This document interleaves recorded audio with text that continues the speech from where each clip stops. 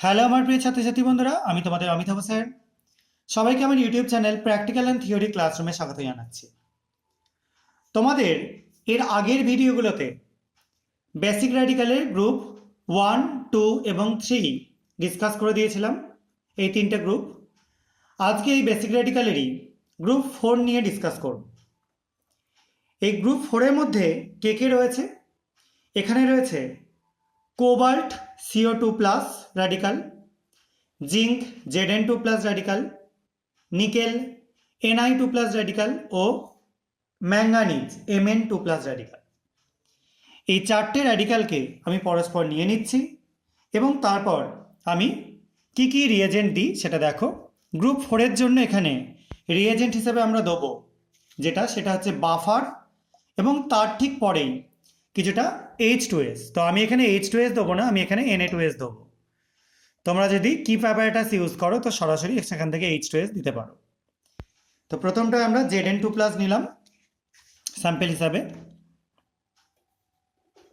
এর পরেরটা আমরা নিচ্ছি Mn2 প্লাস। এই Zn2 প্লাস Mn2 প্লাস দুটোই কালারলেস।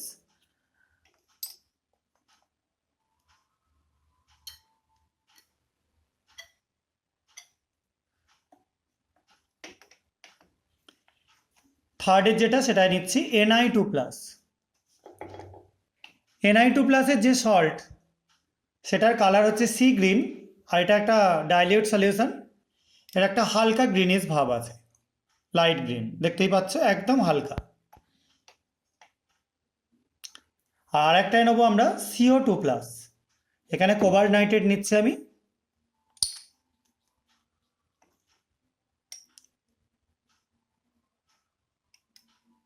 এটা লাল রঙের হয়।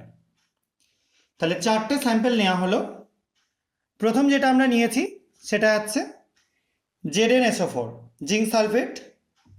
সেকেন্ডের যে স্যাম্পেলটা নিয়েছি সেটা হচ্ছে MnSO4, সেটা আমার ট্যাগ করা নেই আপাতত। থার্ডের যে স্যাম্পেলটা সেটা হচ্ছে NiSO4, আর 4 নম্বর যে স্যাম্পেলটা সেটা হচ্ছে কোবাল্ট সালফেট বা CO সালফেট বলছি, সরি, কোবাল্ট নাইট্রেট বা CONO3 2।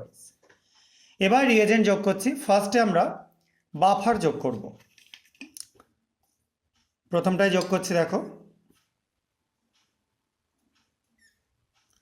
দেখতেই পাচ্ছ হোয়াইট প্রেসিপিটেট তৈরি হচ্ছে।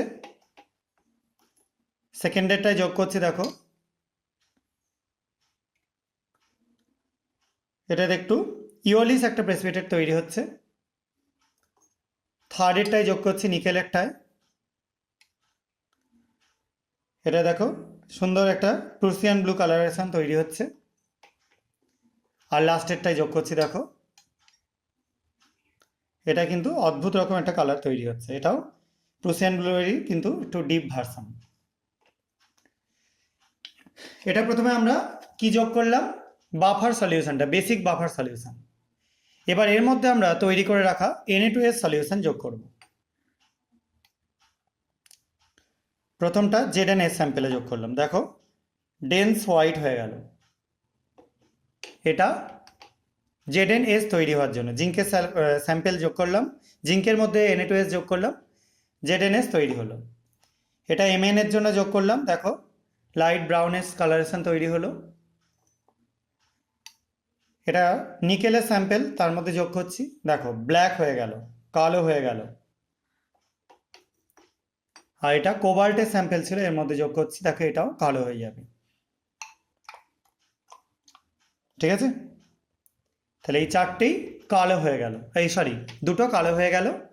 আর বাকি যেগুলো ছিল তার মধ্যে Znটা হোয়াইট হলো, আর সেকেন্ডের যেটা ছিল সেটা একটু ব্রাউনিশ হলো, ব্রাউনিশ হোয়াইটও বলতে পারো, ব্রাউনিশ হোয়াইট হলো। তো এই যে চারটে কালারেশন তৈরি হলো, এটা থেকে তোমরা মোটামুটি একটা আন্দাজ করতে পারবে যে এখানে হয় জিঙ্ক, জিঙ্ক থাকলে তো দেখতেই পাচ্ছ কালার কি হয়, Mnও বুঝতে পারছো, আর কোবাল্ট বা নিকেল আছে, সেটার জন্য হাইড্রক্সাইড দিলে এমনিতেই তোমরা বুঝতে পেরে যাবে কি থাকতে পারে। তাই গ্রুপ 4-এর এক্সপেরিমেন্ট করে খুব সহজেই তোমাদের আইডেন্টিফাই করতে পারা যাবে বা তোমরা করতে পারবে যে কি কি থাকতে পারে। এরপর এদের জন্য কনফার্মেটিভ টেস্ট কি আছে সেটা আমি পরে করাবো। আজকে আপাতত এইটুকুনি। তোমাদের যদি এগুলো ভালো লেগে থাকে তাহলে চ্যানেলটা সাবস্ক্রাইব করো, ভিডিওগুলো লাইক এবং শেয়ার করে আমার পাশে থাকার চেষ্টা করো। আজকের মতো এটুকুনি, বাই।